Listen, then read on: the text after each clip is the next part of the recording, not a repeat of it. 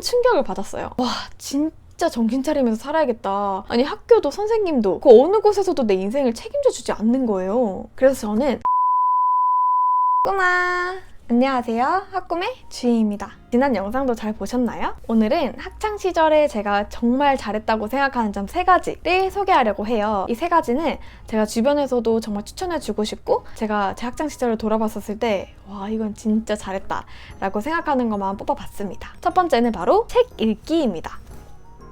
와, 진짜 진부해라는 이야기가 여기까지 들리는데, 정말 대학 시험, 취준, 대학 생활, 회사 생활까지 안 쓰이는 데가 없는 게 활자입니다. 그나마 내가 말랑할 때인 학생 때 책을 많이 읽고 이게 정말 맞나라고 비판하면서 책 읽는 게 정말 중요해요. 저는 이 학생 때 읽은 책으로 지금도 제 글을 누군가 보셨을 때 너 글 좀 쓰네? 너 글 좋다 라는 이야기를 많이 듣고요. 저는 독서를 통해서 진로도 찾고 글쓰기 대회 상도 받고 또 상금도 받은 적이 있습니다. 정말 이거 일석 2, 3, 4조 아닌가요? 만약에 독서가 조금 힘들다고 하시는 분들은 방법이 많아요. 예를 들어 신문 사설 있잖아요. 맨 뒤에 그걸 스크랩해서 육하 원칙으로 분리한 다음에 다시 내 생각을 넣어서 한 줄로 요약하는 등 활자를 읽고 이해하는 방법은 되게 많아요.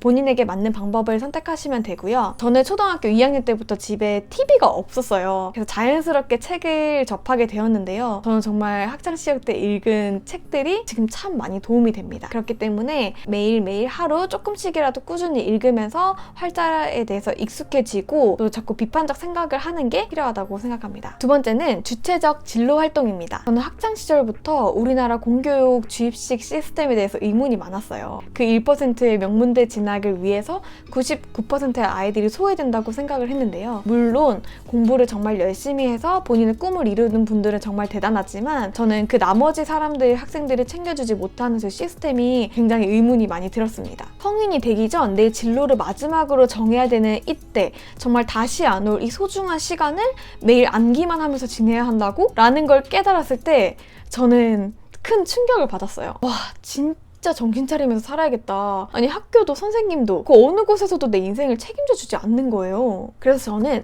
저만의 버킷리스트를 만들고 한국 청소년 대표로 뽑혀서 중국에 교류 활동도 다녀오고, 꿈을 찾지 못하는 친구들을 좀 모아가지고 직접 직업 인터뷰를 하러 다니고, 또 학교 교장 선생님, 교감 선생님, 진로 선생님들 설득해가지고 외부 강사분들을 초청해서 학교에서 진로 콘서트를 연 적도 있어요. 이런 과정에서 저는 제 진로를 더 구체화시키고 학생 때만 할 수 있는 다양한 활동을 할 수 있었습니다. 마지막 3번째는 포트폴리오 만들기입니다. 한마디로 본인이 활동한 것을 잘 모아두는 걸 얘기해요. 저는 초, 중, 고 대학생 때 했던 활동들 혹은 증명 자료들을 이렇게 다 모아놨어요. 그래서 저는 고등학생 때 포트폴리오 관련 대회에서 상도 받았고요. 이렇게 정리해서 모아놓은 자료는 내가 필요할 때 언제든지 보고 확인할 수 있어요. 사실 우리 지난주에 먹었던 점심도 기억하지 못하잖아요.